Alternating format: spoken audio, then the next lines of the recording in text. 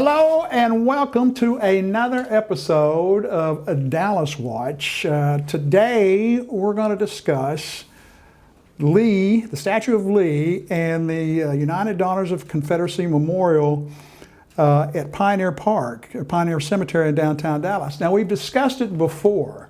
In fact, let me tell you a little secret here. I go in, with my highly talented staff, show up once a month, we record 4 videos, and so it's not live. It's not hot news, so to speak. Maybe we may get to that sometime later.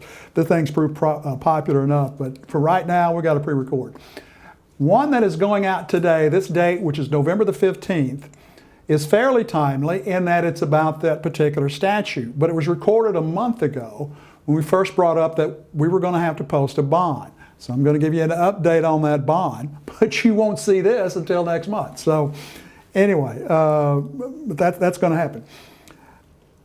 But first off, I want to tell you how this Lee statue and the Confederate Memorial statue in Pioneer Cemetery, how they got together, how we morphed together. I got involved with the Lee sculpture back about a year and a half ago, and I live in the neighborhood of Lee Park, and they were tearing it down, or removing that statue, that sculpture, that highly valuable, beautiful work of art.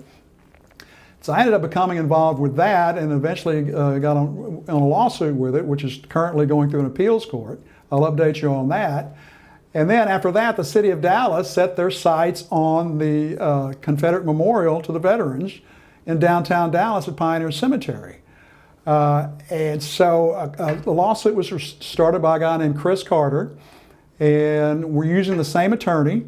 And so to pool our resources, and the attorney as well, we've kind of joined together. So that's, as we talk about this and go through this, we might ask you to donate money to the Return Lee to Lee Park for this Confederate Memorial, but it can go to the Lee Park issue, it can go to the Confederate Memorial issue. So just hopefully that explains some things in the meantime. But let me give you a timeline on the memorial in Pioneer Cemetery. And by the way, Pioneer Cemetery, again, it's exactly what it is. It's where the pioneers are buried. If you were to walk through that cemetery, it's located in downtown Dallas near the K. Bailey Hutchinson Center Memorial Auditorium and City Hall, right off of Young Street, I believe. If you were to walk through that cemetery and look at the gravestones, almost every one of those gravestones has a street in Dallas named after it. So that's how far it goes back. Well, as the city set its sights on this particular statue, since the Lee statue was removed, it's again when we began to join forces. And on February 13th is when of this year, 2019, is when the city made its vote to go ahead and remove the statue. It was almost unanimous. I think one council member voted not to. I think it was 13 to 1 or 14 to 1. But just because they voted on it, they did not have the authority to remove it. They had to go to the Landmark Commission. The reason they had to go to the Landmark Commission was because the cemetery has an historic overlay over it. In the 1990s and late 80s, give good credit to the city of Dallas for doing this. They decided they really needed to protect their historic buildings and structures and memorials and statues and so on. So they created this historic overlay district. And they have several of them around town. To get one, you have to go to the Landmark Commission and get their approval. If you're going to do anything in there that's going to alter it in any way, you've got to go there as well to get their approval, and it is rarely given. They were, rightfully so, created to be like the watchdogs of our history and our culture. Well, so per city code and per state law, you had to go to the Landmark Commission to change this because a historic overlay is over Pioneer Cemetery. And again, the statue, the United Daughters of Confederacy Memorial statue is there under that historic overlay. They had to go to them to ask permission to remove it or get approval to remove it. And you had to give them at least 30 days. So on February 13th, 30th day would have been, somewhere in mid-March. And even then, the next meeting would have been on April the 4th. But they rushed it through, which is illegal. They rushed it through, and they got it to be heard at the March. And in fact, I've got the We'll throw it up there. I've got it right here, but we'll throw it up there here on the video for you to look at. But this agenda at the Landmark Commission is dated March the 4th, but they say the date it was filed was February the 20th, which is only 7 days afterwards. So they would have had to wait to the April 4th meeting to have the hearing, but they didn't do it, so it was rushed through. And there's several people that we want to, and Chris Carter is the guy that's really kind of ramrodding the Confederate memorial statue, but there's actually 6 people he wants to depose, and I'll tell you who they are. One of them, of course, is the mayor, Mayor Rawlings. He's the guy that sets the agenda. And so he's the one that puts it on the agenda. And so if it doesn't get on the agenda, it doesn't get heard. So he's primary. The other one we want to depose, because at the time he was the mayor pro tem, is Dwayne Caraway. Well, Dwayne Caraway is in federal prison right now for fraud and bribery charges.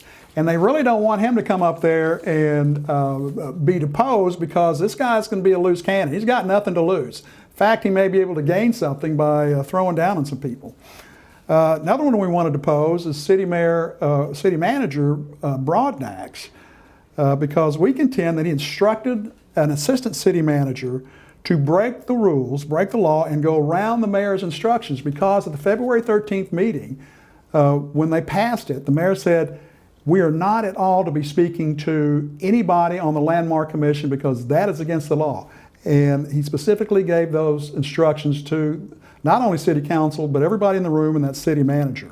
So we're thinking the city manager went to an assistant city manager and told him to do the dirty work, which is, that assistant manager is Joey Zapata. And we contend that he was instructed by the city manager, and he's the one that actually told the commission, we need to move this up, we need to get it going because the city council wants it out of there. Another person we wanted to depose is Rene Strickland. Now, this was an appointee by Philip Kingston, who's no longer on the city council. But we were deposing her because she was really pushing for this through the Landmark Commission to be gone as well. And she was not qualified to be on there. The city states that in their website that all members of this Landmark Commission must demonstrate outstanding interest in preservation and have knowledge and experience in the fields of history, art, architecture, and historic preservation. Ms. Strickland put down on her application of what her qualifications were, was that she ran a wine and cheese festival. That was it. Probably wasn't even old wine. So anyway, so that's where we are. We also had to come up with, and the last one we had to come up with a $50,000 bond. And we scrambled to get that money, and we were able to raise it. I think the one donation we got was $1,000. There were several at $500, a bunch at $100, but by far, most of the donations that came in were in the $5, $10, $25, $50 donation range. We made it at the last minute. It was literally like out of that scene from the Blues Brothers near the end, where they finally get the payroll taxes paid, and all the city police, all the Chicago police are chasing them up there. We got it up there at the last minute. And it was so unusual for us, because this was a civil suit, not a criminal suit where you normally give a bond. But the city, actually the district clerk is where you take this bond money. We brought the check up there once we got the money. The district clerk didn't know how to handle it, because they'd never done anything like this before. So this just goes to show you the dirty tricks that they're trying to pull to go forward with removing this statue. So we're still going to need your help on this stuff. If we can get you, we'll throw the place to go donate, which is www.returnlee-to-leepark.org. You're going to see that up on your screen. There's a place to donate through PayPal up at the top there. Also, some of the documents regarding this, the actual bond that we posted, the order for the bond that we posted from the judges up there as well.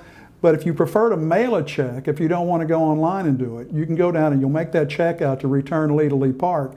And at the bottom of the website, and we'll throw it up here too, there is a mailing address that you prefer to mail a check. So anyway, that's the update on the Confederate Memorial Statue. As I'm sure throughout the life of this Dallas Watch, which hopefully will go on for a very long time, we'll be updating you from time to time as we get them on these things. It won't be hot off the press, but at least you'll get the updates. So anyway, I appreciate you tuning in. Thanks, and we'll see you next time. Bye-bye. I really appreciate you tuning in to watch the show. Please hit the like and share button and share it with your friends and family.